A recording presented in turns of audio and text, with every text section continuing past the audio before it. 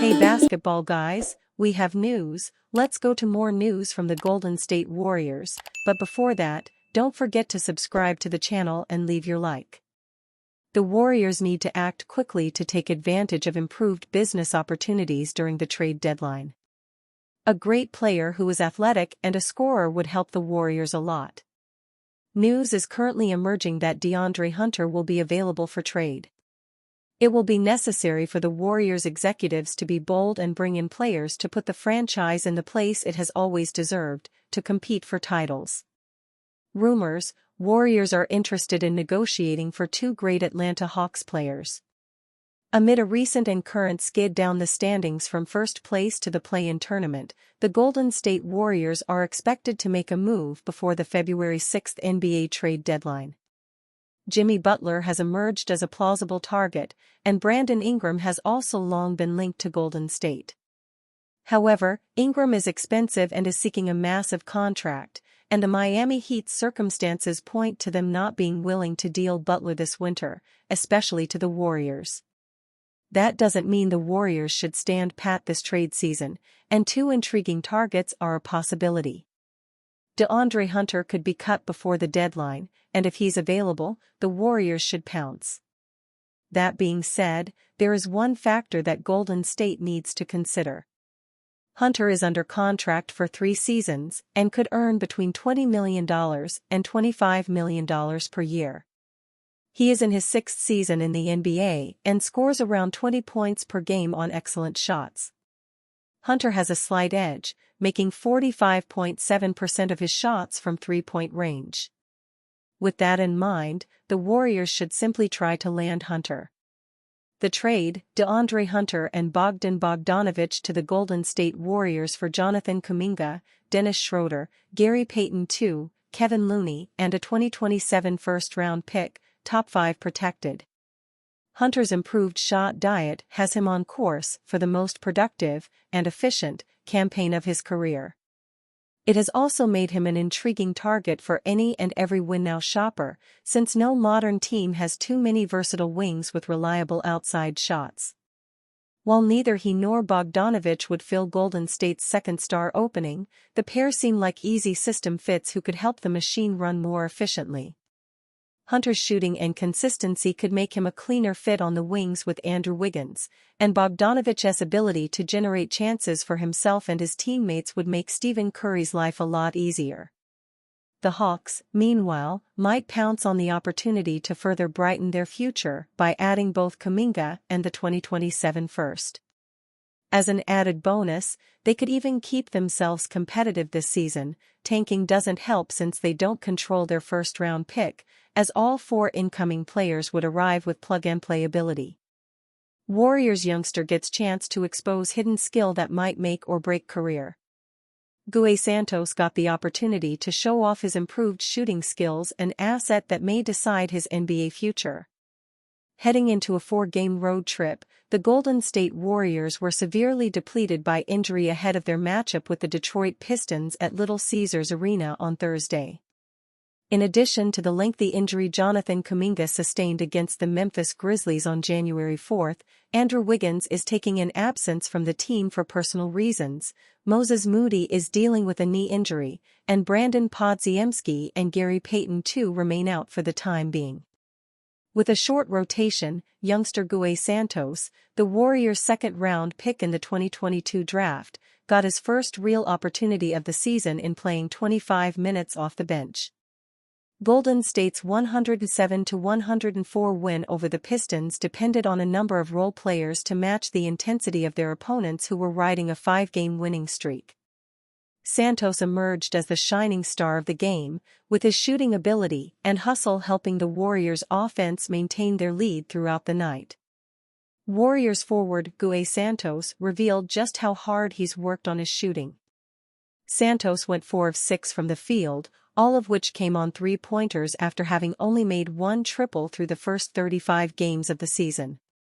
When questioned about his sudden shooting breakout post-game, Santos said it's something he's worked on daily as he looks to become a consistent scorer from the perimeter. "I've been working every day. No days off, Santos said. Even when we have days off, I'm going with coach or machine that rebounds for me. I'm there working on my shot every day, and today was the day you can see that I'm working it, like improving. Currently a power forward by position, Santos was seen primarily as an athletic wing who was capable of finishing at the rim and playmaking at the time of his drafting. However, in his second year with the Warriors, the Brazilian has remained log-jammed outside the rotation with little opportunity. On a night where Stephen Curry shot 5 of 21 from the field, the Warriors desperately needed points from their role players, and Santos took full advantage of his time on the court. If Santos' hidden hard work on his shooting can emerge further into the spotlight over multiple games, he could prove to be a major boon to a struggling Warrior offense who could certainly do with a 6 feet 8 inches perimeter threat. Both Buddy Hield and Dennis Schroeder have struggled from beyond the arc over recent weeks, and even Curry has had a few games this season, like Thursday, where his shooting has dipped and he's struggled offensively as a result. Golden State's 36.5% from three-point range currently sits 14th in the NBA, but they are in the bottom 12 of that category since Christmas. 3 reasons the Warriors shouldn't trade for Jimmy Butler. The Warriors have been linked to Jimmy Butler for quite some time now, but they should stay as far away from a trade with the Heat as possible. Long before this latest chapter in the ongoing saga between the Miami Heat and Jimmy Butler began, the Golden State Warriors were seen as one of the likeliest trade destinations for the 6-time NBA All-Star and were reportedly one of his preferred destinations. Some of those rumors subsided when Pat Riley announced that the Heat would not be parting ways with Butler on December 26, but picked right back up 5 days later when the 35-year-old said he was uncertain whether he wanted to remain in Miami. A day later, on January 1, Butler was accused of not giving his all against the New Orleans Pelicans, prompting him to request a trade a day later. And 1 day after that, on January 3, he was suspended for 7 games due to instances of conduct detrimental to the team throughout this 2024-25 campaign. Miami also said they will listen to offers since Butler has requested a trade. So, after all that, Butler seems to be back on the table. But the Warriors need to stay as far away from this situation as possible for several reasons. Subscribe to The Whiteboard, Fansided's daily email newsletter on everything basketball. If you like The Whiteboard, share it with a friend. If you don't like it, share it with an enemy. The Warriors would have to give up too much in a trade for Jimmy Butler. Back in mid-December, when the Warriors were viewed as the favorites to land Butler, we took a look at what Golden State might have to give up in order to acquire him. And given what we thought Miami would want, both Andrew Wiggins and Jonathan Kuminga were included in the deal, as were Moses Moody and DeAnthony Melton.